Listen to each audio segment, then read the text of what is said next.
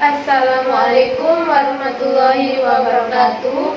Perkenalkan, kami dari kelas KS1B Manajemen Pemasaran 2019, kelompok 8 Manajemen Pemasaran Lanjutan yang beranggotakan saya sendiri, Nikmatul Latifah dengan NIM 1961418 dan rekan saya Feris Tiawayuni, NIM 1961294. Kami di sini akan mempresentasikan hasil diskusi tentang mengelola komunikasi pribadi.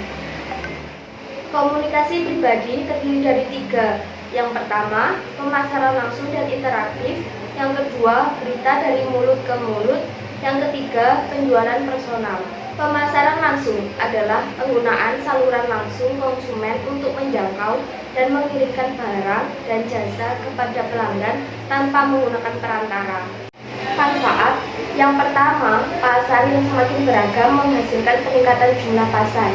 Yang kedua, pemasar dapat langsung menjangkau calon pelanggan.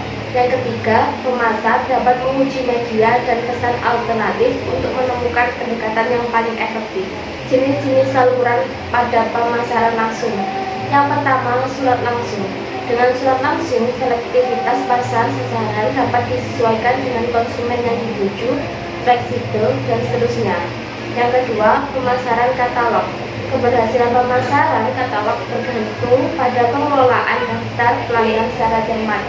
Yang ketiga, telemarketing. Yang keempat, media massa dan internet. Pemasaran interaktif. Pemasaran yang menggunakan saluran elektronik untuk berkomunikasi dan menjual secara langsung ke pelanggan. Keunggulan pemasaran interaktif yang pertama, menawarkan manfaat unik. Yang kedua, pemasar dapat menempatkan iklan berdasarkan kata kunci dari mesin pencari. Yang ketiga, web sangat efektif untuk menjangkau masyarakat sepanjang hari. Saluran pada pemasaran interaktif, contohnya situs web, email.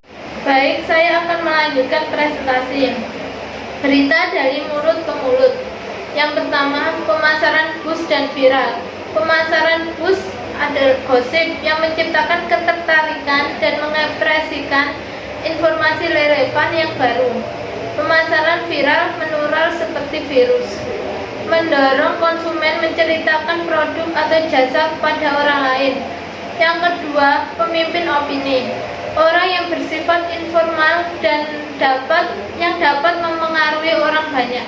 Yang ketiga, blog website berupa media online yang berisi konten dalam bentuk artikel, video, dan foto yang dikelola oleh seorang blogger dan beberapa penulis. Tujuan tenaga penjualan, tugas wiraniaga. Yang pertama, mencari calon pelanggan.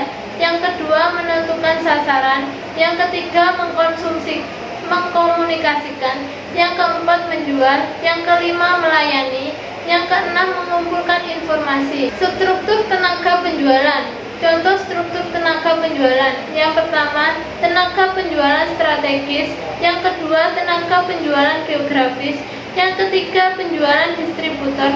Yang keempat, tenaga penjualan marketing. Sekian presentasi dari kelompok kami. Apabila terdapat pertanyaan, silakan tulis di kolom komentar atau saat diskusi berlangsung. Apabila terdapat salah kata, mohon maaf. Wassalamualaikum warahmatullahi wabarakatuh.